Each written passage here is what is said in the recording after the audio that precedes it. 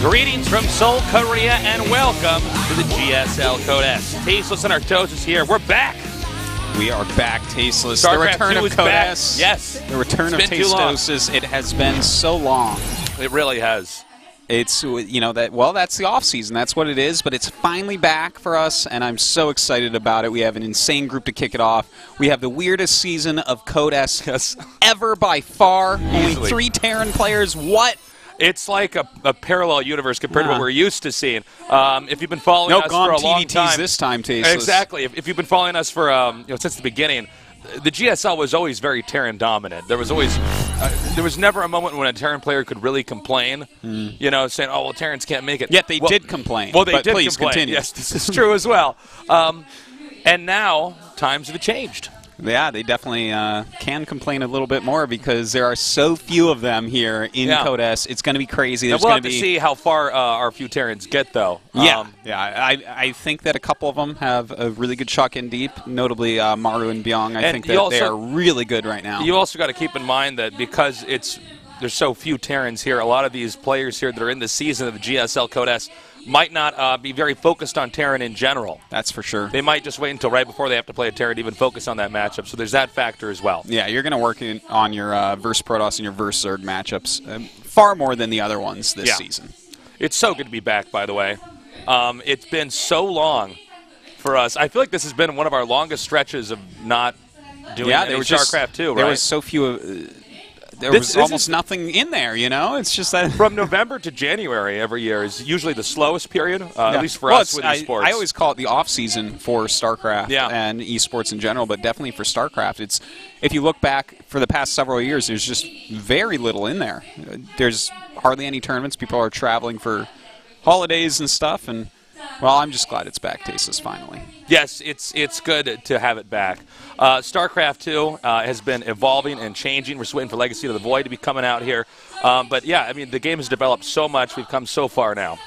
Yeah, it's still getting patched quite often. In fact, the patch goes live today in Korea. I think not until after this group, I'm pretty sure. Hopefully. Yeah, well, it doesn't matter because it's like, well, I'll be able to tell as soon as someone makes a mothership core. Exactly. But I should have actually just checked that this morning before I left the house. We'll know once the game starts. So yeah. But yeah, again, everything's changed so much now with Protosses and Zergs finally doing better here, or maybe Terran's just doing a little bit worse. Yeah, I guess there's a lot of different ways that you can look at it. Yeah. Well, and patches coming out like this do change so much with how the game is viewed and played in the meta. Certainly. And, you know, I think that currently the Protoss players have a much stronger understanding than they used to have. Zerg is kind of in the same place as always, so I don't know. We'll see how well they do this season. When you look at, like, ZVP, for instance, Zerg's so just reacting to how the Protoss is playing a lot of the times, unless they're doing some kind of, like Roach Rush early on to wipe them out. But the Protosses have definitely adapted to how to manipulate the Zergs, pushing through the mid-game into the end game. Well, this group today, 2 Protoss, 2 Zerg, so we're definitely going to see, I would say most likely at least, we're going to see some mirror matchups. And of course, most likely, yes. We're going to start off with a couple of PVZs. Yeah. So PVZ, it's a fantastic matchup. By the way, I was playing a little bit of Brood War a few weeks ago. It's funny to see how all the way from Brood War here to StarCraft II, how PVZ has changed. FE, I was trying to do my FE in Brood War. I'm terrible at that, by the way. Yeah. So old school.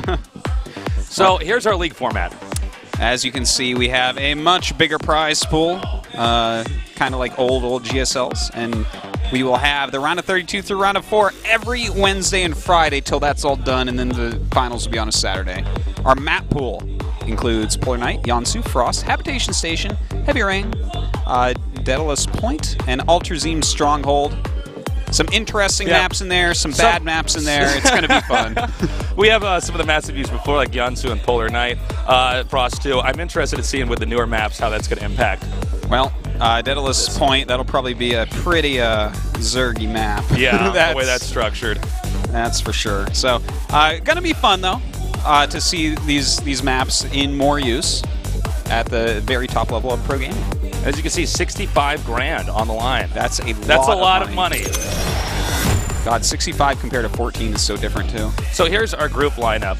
As you can see here, it's 4 groups right now, A through D.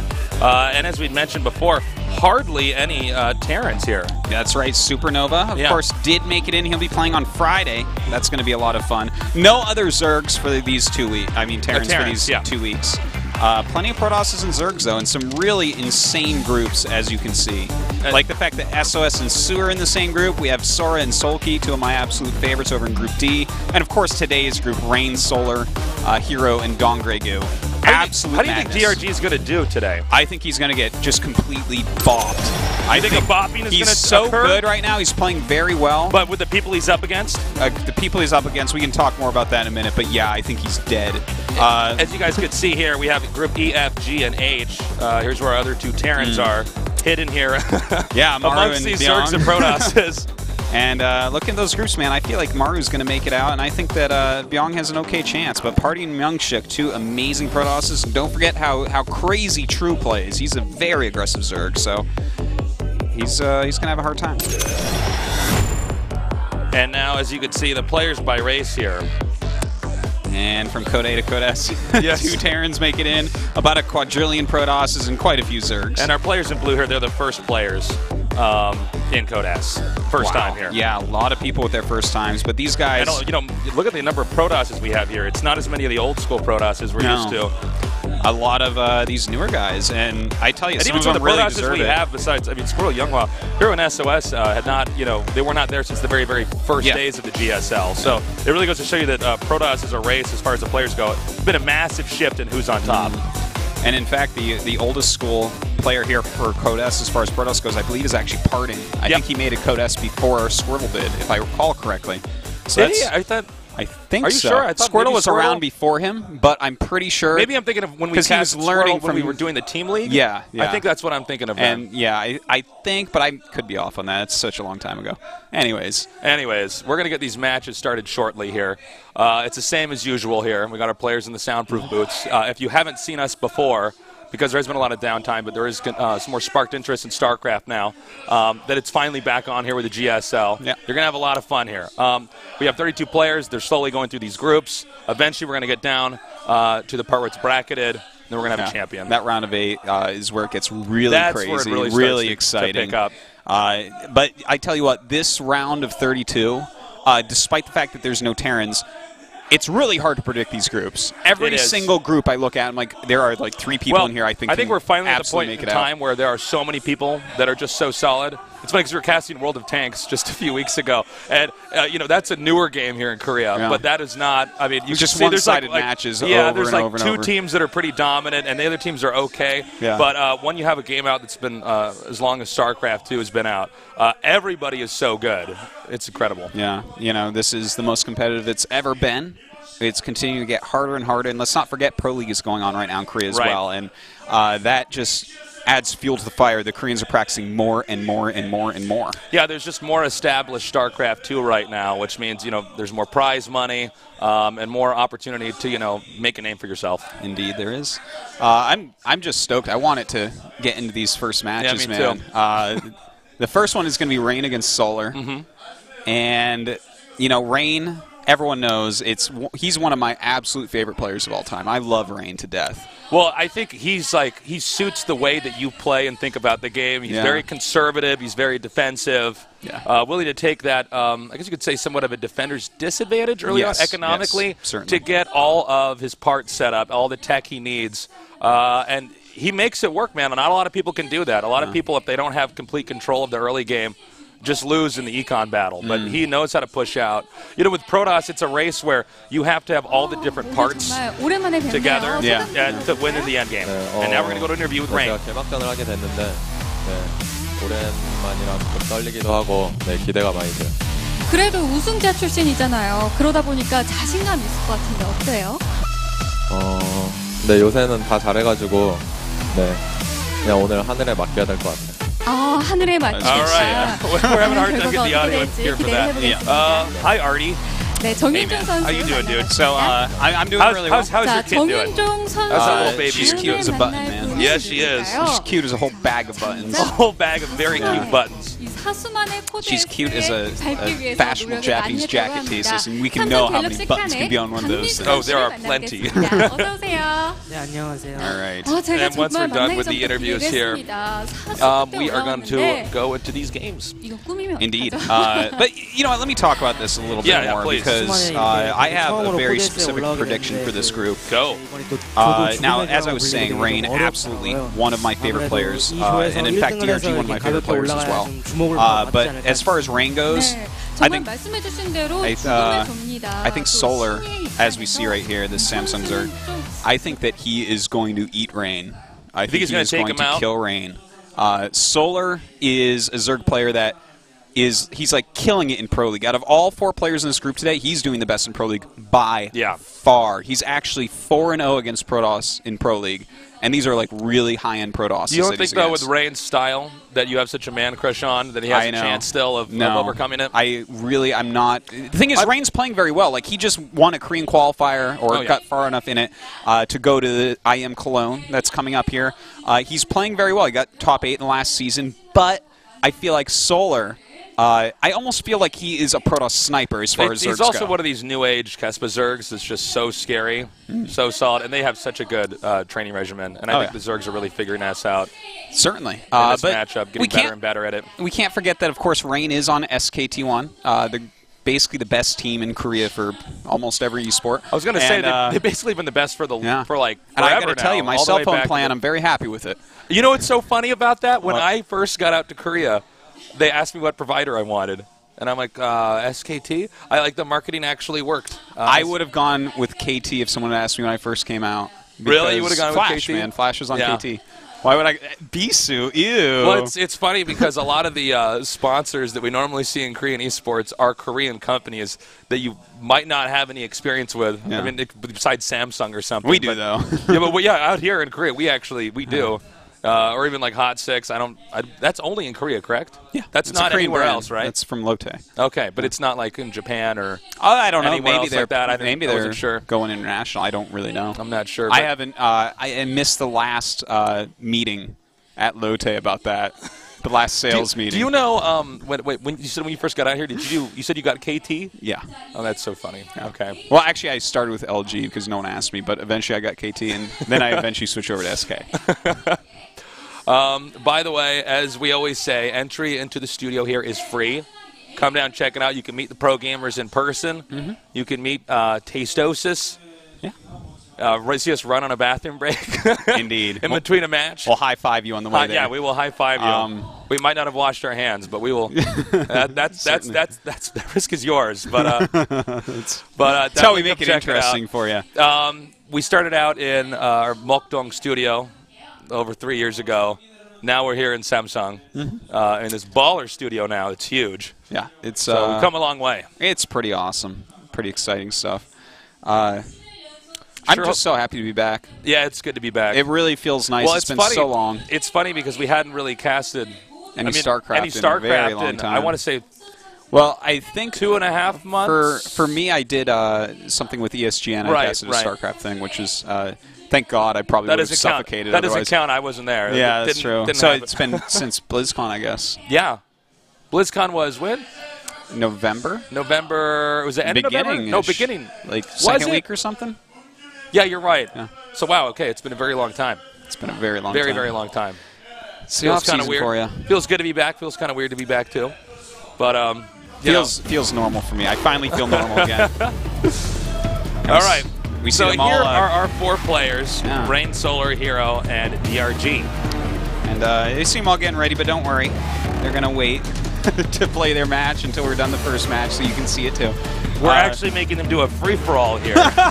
We changed We're just assuming that they're not going to team up against each other. We heard that games with more players in them are more popular, so that's what we're going to go for. That's what we're going to do. We're actually going to have it's going to be a 5v5 pretty soon here. Yes. That's how it's actually I'm sure that would be it'll great make our tournament much shorter. No, it's we're still in the same format though. But honestly, today's going to be sick, Artosis. It is going to be really, really good. Yes. This is actually one of my favorite groups out of all of them. And, you know, the thing is we have, like, the two guys that were good for longer. And I guess they actually, I don't know if you can say they actually are more accomplished still when you look at how good Hero's done recently. Well, if you want to talk about, like, legacy or something, I mean, they definitely I think more people remember them. But if you want to look at, like, right now. Like, right now, the thing is potentially they're all the strongest. Like, if you had to look at, like, a ladder rank or something like that, or, you know, win percentages of recent games, our newer players might be better. Yeah, and you know, it's painful to say, but that's the case. I'll be very impressed if DRG comes out of this group. I'm hoping that Rain comes out. I hope that Rain comes out. I hope that our I'd like to see DRG come out as well, but that's going to be a tall order. I hope our top 16 is like 14 Protosses. That's what I hope. We become so good at PvP by the end of this tournament. Oh, man. I can't even imagine if, let's say that, I know that the groups aren't quite set up that this could happen, but, like, I think we could have, like, up to 14 Protosses or something like that. It's possible. But imagine, let's say that we had 16 Protosses in the next GSL. round, right? Like, and it's just all PvPs from there. First off, I'm sure that not many people would actually tune in for all of it, but probably not. Imagine that might be, those Protosses all might have just killed esports. That's PvP possible. would advance like miles beyond ZVZ and TVT. Like, it is miles an interesting beyond. point. I mean, this would be an incredible moment for the world to really see what happens when you just put all the Protosses together in one place and make them fight over a lot of money. By the finals, I feel like we'd know everything about PvP. Like, we would know the best strat, and, like, it's like, no, it turns out you just get the Mothership Core and go straight into Void Rays. It's just like Void Rays flying at each other. That's how it works. Sick it matchup. Doesn't look that good, but, I mean, now we know. Okay, nobody can debate this. This is the only way we would have ever figured this out. I hope that doesn't happen. Yes, but I don't think it will. Well, crazier things have happened before. So then 16 Protosses in the round of 16? In the history of the world, yes, sir. No, I don't think so, Tasteless. My bad. Marching elephants over the Alps to conquer countries is not nearly as crazy. Landing a man on the moon, not nearly as crazy. Not nearly as crazy. No. Moon isn't that far away. It was like more times people have landed on the moon than there has been a round of 16 in the GSL with only Protoss. Many more times. Hey, the Chinese just had that. What is it, the Jade Rabbit on the moon? Is it true that thing got stuck up there? They had a rover that they put on the moon just recently. Really? I think I heard, like, a few days ago. It got stuck? I think it got stuck on the moon. Oh, it's like stuck in a crater? I'm like, well, they sent it to the moon. They don't want it back. No, come back. We got to get our Jade Rabbit back. A bunch of gift horses. Looking the gift horse in the mouth or something. What is that called? It's called a bunch of gift horses, Artosis. You were right the first time. Okay. That's what I thought, Yeah. No, it's don't look a gift horse in the mouth. Yeah. Well, that's when you're ungrateful for a gift. But what is it when you take a gift back? Take her back. White elephant? Or no, I don't know. Oh, is it? Oh no, there's a term for that. Someone tweeted us, let us know. Yeah. We're not warmed up yet. We're not warmed up for StarCraft II, guys. It's been too long. All right, so here we have our first player, Rain. This guy is incredibly accomplished. One of the most, if not the most conservative Protoss player out there. There's a lot of different ways to play Protoss. We see some guys do timings. Yeah. Some guys go all the way to the late game with some pressure.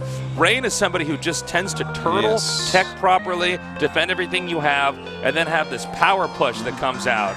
Now, to be fair, he got that that reputation mostly from his Protoss vs. Terran, which he excelled at when other people were having a very hard time. So that's not necessarily exactly what you're going to see from him today. He's definitely in PvZ got some other builds. He's very fond of things such as Phoenix Zealot, like harassment, like warping in Zealots while using Phoenixes in tandem with them, and has quite a few builds in the matchup. So it should be pretty interesting. In the meantime, Solar. Solar. Solar is very solid, especially against Protosses. So even though I think right now Rain probably the fan favorite here, you got to say Rain is probably the underdog unless he has a few tricks up his sleeve. Yeah, I'm not sure exactly what it's going to look like. Like, he did beat some, I believe, Ragnarok in the IM Cologne qualifiers, which is like a very strong win, but Solar has been just slaughtering Protosses left and right.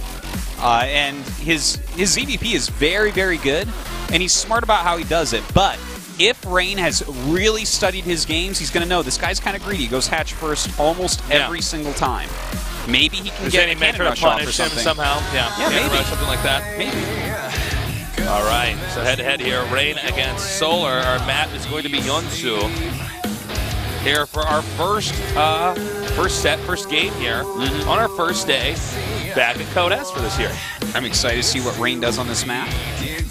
If he's going to go for like a gateway expand, a Nexus first, is he going to go for a cannon rush? One thing about conservative players is they tend to be the most adaptable because they are just doing reads and then trying to map out what their opponent's doing. So let's see how he handles Solar here in this match. It does look like it's time to begin our game.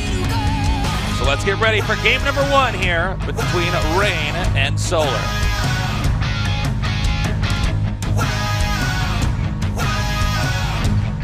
When my head says no, I'm ready to go. Yeah, yeah, yeah. Rain versus Solar. Pretty cool new little intro. Yep. Sorry, guys. Sorry, it's the first day back. Man. First day Everyone's back, a little bit rusty. All right. So we got Rain up here in the upper right, and Solar down here in the bottom left. And let's see here. Looks like Solar going with the extractor trick. Yeah, I think Rain is going to... I'm very amused by that extractor trick as well. Quite happy with it. Yes. It looks like Rain, I think here, is probably going to go Nexus first and do a gateway on top of his ramp. It's like probably the greediest that you can get in the matchup.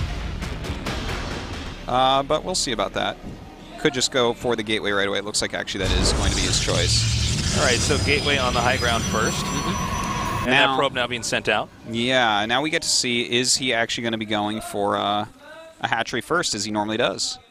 And it looks like absolutely yes, he is going to. All right, so there we go, hatch on 15. And Rain's probe is going to come down here. He does have his gas on the way here as well. We'll see. He does start that second pylon as well. So he's going to go ahead and get that cybernetics core. And as usual, after that core is done, we'll have a very clear idea of what he has in store for Solar in this matchup. He's taking out a cannon rush here, too. Yeah. And let's see if Solar actually pulls any drones. Solar's too smart for this, it looks like. He's not sending anything down. You know, but if he had a forge at home, this cannon rush would work. So... just throwing that out there. This is something that Rain needs to keep in mind for the entirety of this series. But it looks like Rain is definitely going to be going for an extremely fast expansion here. You know, it's possible that he might actually go for a cannon rush in the next game because he saw Solar would simply not try to take out the cannon rush. I think mixing in a cannon rush against Solar is a really good idea. I mean, if you just watch his EVPs, the guy loves hatchery first. And he oftentimes does it very greedily as well. He'll sometimes go 3 drones after it and then a gas. But he also, he's smart enough to every now and then mix in like a pool first type of build, which is going to you have to, because if you're not properly mixing in builds, you're just going to get hard countered, Yeah, exactly. Well, that's one thing about, StarCraft, I think more so than any other game, is the vision. I mean, knowing what they're doing is so much of what the battle is. Oh, yeah. It's so much more so than I think any other game out there. No doubt about that. I have to agree with you completely, Tastes. It's kind of crazy. In a lot of other games, you know what they're doing, but it's really a battle of mechanics. There's also a huge battle of mechanics in StarCraft as well, but the intel factor is just so huge. On to what you're saying about knowing what they're doing and that being... It's like the G.I. Joe thing, knowing is half the battle, but it might be even more. If your mechanics are good, that is. Well, what G.I. Joe didn't know is that the mechanics are the other half of the battle, I mean, there you go, yeah. They thought it was They said knowing's half the battle, but they didn't know what the other part was. Yeah, that's why they only won half the time. Well, that's why there aren't that many Terrans here in this season. Yes, I suppose that's exactly it. Well, looks like we get to see exactly what he's going for. Opening up with that really quick Stargate. Should be going Phoenixes out of that because of its location. Is that Stargate at its entrance? Yeah. Okay, yeah, there it is. Normally when you open up with a very fast Nexus and a wall in, a lot of times you do wall in with that Stargate. Unless you want to be like San or something and go for a 4-gate afterwards. All right, so we have the Mothership core out here. That's to try to drive out any Ling that might be parked right out the front. It's really common to just have something put right out there in case, so you can see if they're going to add pressure. But with the mothership put out there and having not really much else you can do right now, that's a great spot to put it. Make Zerg work a little bit more. And whoa, this graphic is sick. That was crazy. Jesus. I need one of those machines at home. That's how I need to wake up in the morning, like get my clothes on, like that thing just colors me in. All right, so we do have some Phoenixes popping out right now. In the meantime, Solar has gotten pretty normally timed gases at third base. He's very Ling light right now just for a little bit of scouting, so everything's looking good for him. He's getting that speed just to make sure nothing catches him off guard as well. But Rain has gotten his third and fourth gases very quickly, so I'm excited to see what he throws up next. Is he going to just throw down a Robo? He could. Or is he going to go for something else here? It's a lot of gas. Nicely done here. He sent out both those Phoenixes in different directions, so he's going to be picking up these Overlords at a very efficient pace here. And from there, he can just start to wipe out all the rest of the Zerg spotters on the map. That looks pretty painful. I'm sure I think his might have been worse. Shot down by Phoenixes probably doesn't feel good, right? You know, something about the Overlord death scene is it always seems like they basically just blow up after they've lost all their life. It's like, well, it tastes they self-destruct.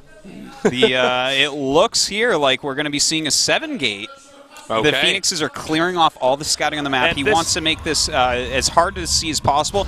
If he doesn't see this quickly, this is going to be really, really bad for Solar. This is a well-planned-out move by Rain. This build pairs very well with the Phoenixes because, as you were mentioning, Artosis, yeah, I mean, he doesn't have a ton of... he's not able to be tipped off. Well, he's time to stop this, so he might have overmade a few drones, and then he just gets run over. And if you look at how many spores he's making, he really has no idea what's going on yet. In fact, this game could end. Well, he just got into the vision of this one watchtower. So the Lings are going to come up here. They're going to try to get force fields to come out here on these sentries because any force fields you used out here are not going to use back in base. Oh, he doesn't get the probe. He did not have to use those. Oh, hold on. We have the 2 sentries going to be taken out here. And every sentry he kills is very nice. So he's only got 7 coming up here now. Oh my God, that probe did not get killed again. Yeah, that probe just staying alive here. He's just trying to bait force fields right now. That's why we see him running in and out. If he can hold off for that 1-1 upgrades for his Zerglings, he's going to be in really, really good shape. Okay, now he's coming for it. And it doesn't look like he's going to go for that pylon over there. Instead, he's going to push down here. Now, the sentries are not in the best spot here. The Zealots can't really be utilized. This is fine, though. Stuck over there. This is actually really good for Solar. By forcing those force fields there, he can't come down the ramp, which means those spine crawlers are going to finish. He's going to have 4 spines. He's going to have 1-1 on these Lings, and his Roach Warren's finishing up. You know, with him tearing down the rocks here, he might be able to ignore those spines and actually just go up into the... Okay, exactly. Beat me to it. He's going to go up here towards the second base. That is a lot of Zealots as well. +1 carapace does finish. That's not what he needs. He needs that +1 attack. It finishes as well. And it looks like he's starting to get at least some surface area, but pretty good force fields from Rain. All right, Solar now here with the surround. The sentries low on energy, so no more force fields left, I believe. And that should just clean this up, I believe. Yes. Now, there's more Zealots coming in here. Well, but as long as the Zerg is just macroing, he just wipes this out. Yeah, you know? Yeah, he's still got plenty of drones at 55, and basically all he has to do is just make Roaches and Lings. He's got 1-1 upgrades on Lings. The 0-0 Protoss gateway units plus 5 Phoenixes do nothing against 1-1 Lings at this point in the game. So, in fact, we already see a Robo and a Forge going down, and when you attack the Zerg with such a short-sighted strategy like this, and then you see the Protoss put up a Forge at home, the game is already basically over. Kind of over-picked up there, by the way, on the drones. Yeah. It's like 1 Phoenix like attacking and 4 or 5 Phoenixes holding drones. You know, Rain took a risk. It did not work, and now he's going to be punished for that. He's very behind. You can see the Forge is only just now going to finish here.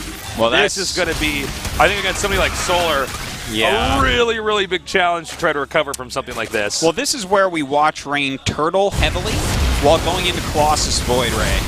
And this is where Solar is going to go up to 4 bases, make units, keep pressure on, and eventually kill him. Yeah, there's not a whole lot that a Protoss player can do from here. Yeah, I kind of like what Solar is doing here, where he's grabbing fungal growth. He knows that Rain is going to be really reliant upon not just these Phoenixes, but the Stargate tech in particular, as well as the fact that he already has so many gateways. Fungal growth against gateways and against Stargates is amazing.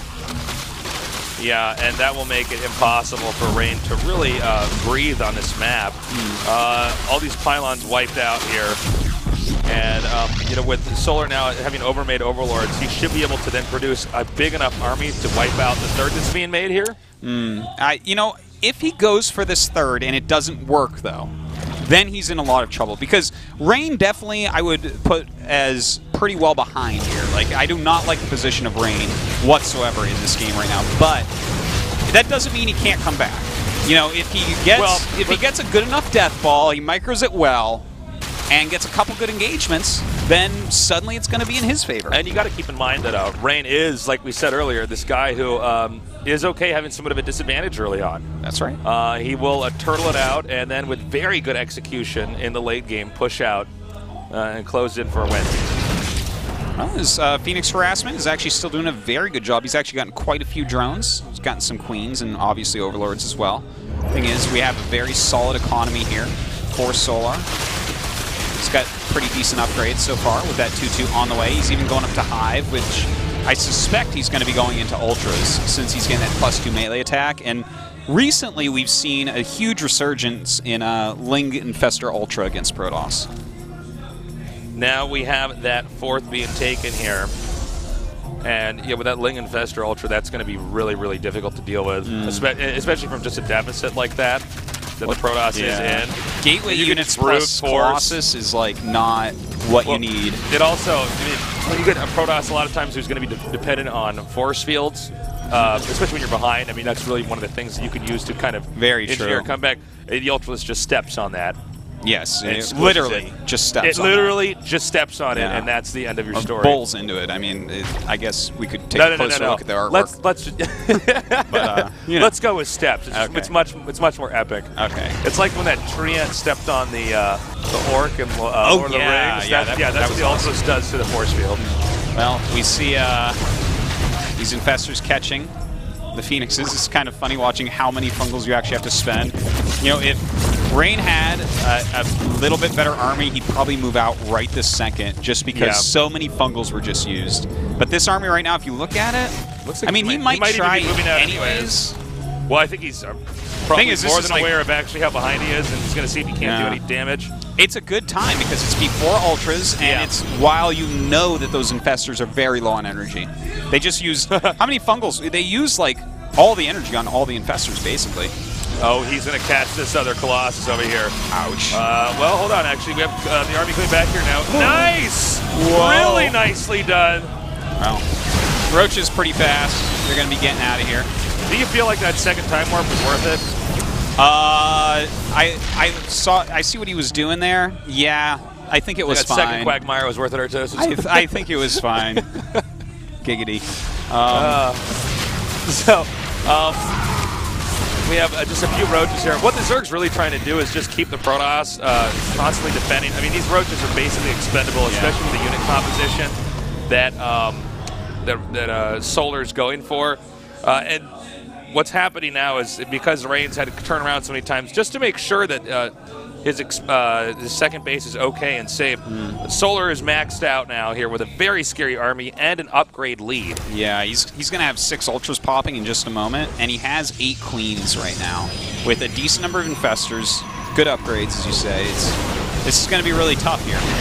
Right now, he's just trying to stall out a little bit. He really needs these Ultras to come up. You can't just attack the Lings. There are the Ultras. There they are. Oh my god, that's a lot of them. Time to step on some force fields. Oh yeah.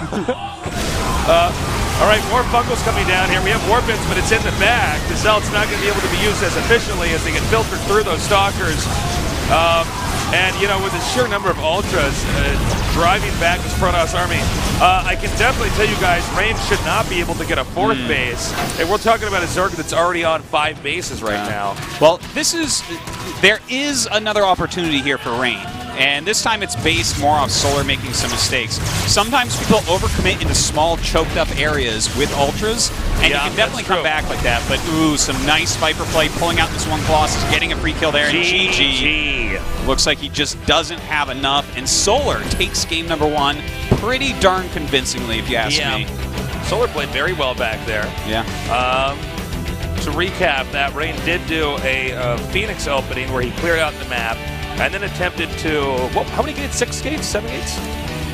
The initial rush was 7. 7 gates, okay, thank you. 7-gate rush that came out. Now, Solar didn't catch it right away, but once he managed to bait out enough force fields and then eventually sandwich that army, I mean, the guy's just so behind. What's up, nerds? Welcome to the studio. Oh, he's from Chile. It is chilly outside today, Tasteless. I'm from Chile as well, in that regard at least. Oh, Artosis, you're so funny. Now we have Rain against Solar in game number 2 here. The map is Heavy Rain. Not surprised also, that. Did you ever play Heavy Rain, the game?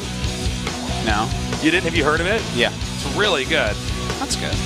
People that don't like it are the kind of people that like don't like just like good stories too. They like it's like an interactive movie actually. It's quite. Huh. I never really care for games like that much. Really? Yeah. No class, Artosis. No, I'm sorry. No class. That's a great game though. Yeah, if I cared about storylines, I wouldn't love StarCraft so much.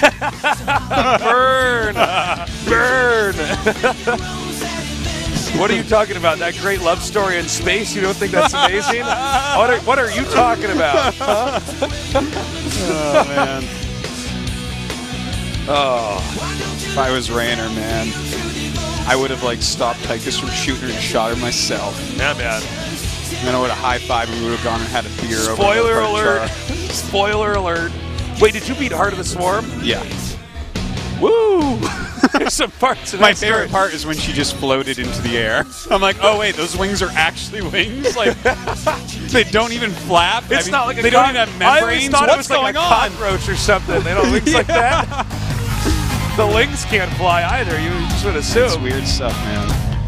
Oh my. The cutscenes were quite good though, Artos. They were awesome. The cutscenes were money. Look, I'm a Mengsk fan.